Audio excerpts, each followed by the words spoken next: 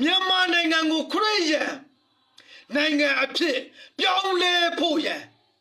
အရန်ပဲလိုအပ်နေပါပြီဗျာမြန်မာနိုင်ငံကိုဖျားအရန်ရှစ်တယ်ဗျာမြန်မာနိုင်ငံကိုယေရှုဖျားကအရန်ပဲရှစ်ပါတယ်ဗျာဗမာလူမျိုးတွေကိုအထူးရွေးနှုတ်ရှင်သောရွေးကောက်ရှင်သောဖျားဖြစ်တယ်အဲဒါကြောင့်မြန်မာနိုင်ငံမှာပထမဦးဆုံးယုံကြည်သူဖြစ်လာတာကတော့ဦးနောတို့ဦးတာလတို့ဦးကွေးတို့ဦးမြတ်ရာတို့ဦးရွှေဘတို့ဦးကွေးတို့ဒေါ်မင်းကလေးတို့ဗမာလူမျိုးတွေပဲဖြစ်တယ်ဗျာဆရာကြီးယူဒရန်ကမြန်မာပြည်ကိုခရစ်တော်နိုင်ငံပြည့်စေချင်တာဖြစ်တယ်ဗမာလူမျိုးတွေကိုအထူးသဖြင့်ရွေးနှုတ်တယ်ကောင်းကြီးပေးတယ်ဆရာကြီးယူဒရန်ကမြန်မာနိုင်ငံကိုဗမာလူမျိုးတွေကိုပို့ပြီးတော့မှခရစ်တော်ကိုသိစေချင်တယ်အဲ့ဒီအတွက်မြန်မာစာဗမာတွေကိုဖတ်ရှုဖို့ရန်အတွက်အကောင်းမွန်ဆုံးနှုတ်ကပတ်တော်ကိုဘာသာပြန်ပေးခဲ့တယ်ကျွန်တော်တို့ဦးနေဝင်းရဲ့လက်ထက်ကိုရောက်တဲ့အခါမှာဗမာလူမျိုးတွေယေရှုကိုမယုံကြည်ရဘူးမကိုးကွယ်ရဘူးဆိုပြီးတော့မှတခြားသောဘာသာတစ်ခုကိုနိုင်ငံပိုင်ဘာသာအဖြစ်သတ်မှတ်တယ်ယုံကြည်သက်ဝင်တဲ့ခရစ်ယာန်တွေကိုထောင်ချတယ်အဲ့ဒါနဲ့ယေရှုခရစ်တော်ဘုရားရဲ့ဧဝံဂေလိသတင်းစကားကရှင်းတောင်တန်းတွေကရှင်တောင်တန်းတွေကယားပြည်ဘက်တွေကရင်ပြည်ဘက်တွေကိုနှံ့ပြန့်သွားတယ်ရောက်ရှိသွားတယ်ဥစွာပထမကျွန်တော်တို့ဗမာတွေကိုယေရှုဖခင်ကရွေးနှုတ်တယ်ရွေးကောက်တယ်ဒီရောက်တွေကိုဗမာတိုင်းသိစေခြင်းတယ်ယေရှုဖခင်ကဗမာတွေကိုကောင်းချီးပေးခြင်းတယ်ယခုအချိန်မှာဗမာတွေမြောက်များစွာကယေရှုဆိုတာငါတို့နဲ့မသက်ဆိုင်ဘူးလို့ပဲထင်နေကြတယ်ယေရှုဆိုတာစားစရာမုံလို့ထင်နေကြတယ်အယမ်းပဲဝမ်းနည်းစရာကောင်းတယ်ယေရှုခရစ်တော်ဆိုတာကတခြားအယုတ်လို့ပဲထင်နေကြတယ်ယေရှုခရစ်တော်ဖခင်ဆိုတာအသက်ရှင်တဲ့ဖခင်ကျွန်တော်တို့ရဲ့နှလုံးသားထဲမှာကိုင်းဝတ်ရှင်တဲ့ဖခင်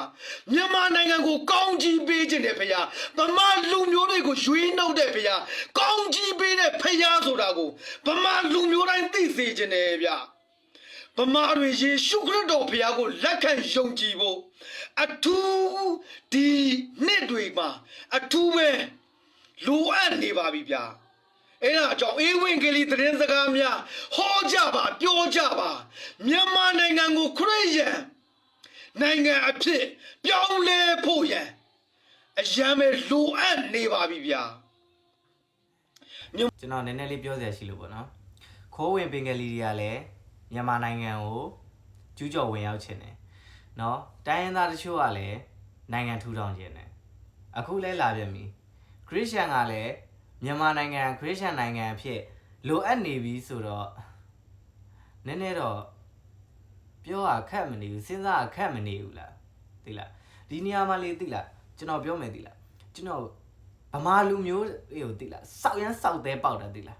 ဗမာလူမျိုးတွေကိုစောက်ရမ်းစောက်သေးပေါက်တာနော်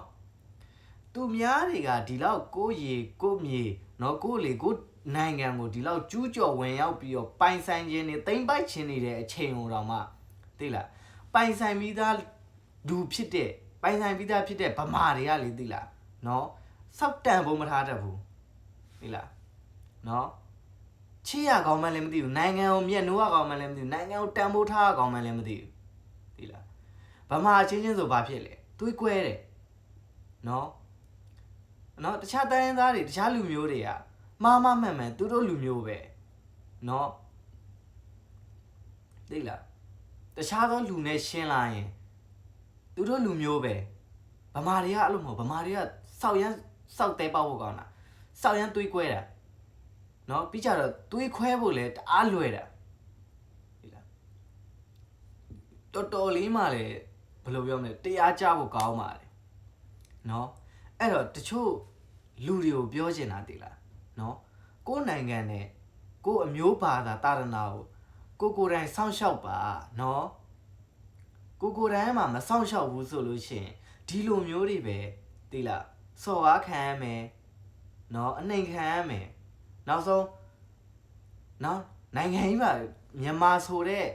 ဟိုဟာကြီးပါမြေပုံတွေကနေပျောက်သွားမယ်သိလားအဲ့တော့ကိုယ်နိုင်ငံကိုယ်လူမျိုးကိုချစ်တတ်အောင်နေပါဗမာချင်းချင်းစီးလုံးပါကျွန်တော်မေတ္တာရက်ခံတာ နော်အခုလိုမျိုးတွေဖြစ်နေရတယ်ဒါကျွန်တော်တို့ဗမာတွေမစည်းလုံးလို့ဖြစ်နေတာနော်အဲ့ဒါကြောင့်ဗမာချင်းချင်းစည်းလုံးပါတွေးမကွဲပါနဲ့ဘသူတွေတွေးဘလောက်ခွဲခွဲမကွဲပါနဲ့ကို့အမျိုးဘာသာတာနာနဲ့ကို့နိုင်ငံကိုကိုယ်တိုင်ပဲစောင့်ရှောက်တဲ့လူတွေဖြစ်ပါစေနော်ဘယ်ပါဗျာဒီနေ့တော့ဒီလောက်ပဲနော်တကယ်လဲဟိုကြားရမြင်ရတွေ့ရတဲ့ထဲမှာတကယ်စိတ်မကောင်းစရာတွေရင်ထဲမှာတကယ်မကောင်းစရာတွေကြီးပဲโอเคပါဒီနေ့တော့ဒီဗီဒီယိုလေးတော့ဒီလောက်ပါပဲเนาะနောက်ဗီဒီယိုတွေမှာပဲပြန်တွေ့ကြမယ်အားလုံးပဲ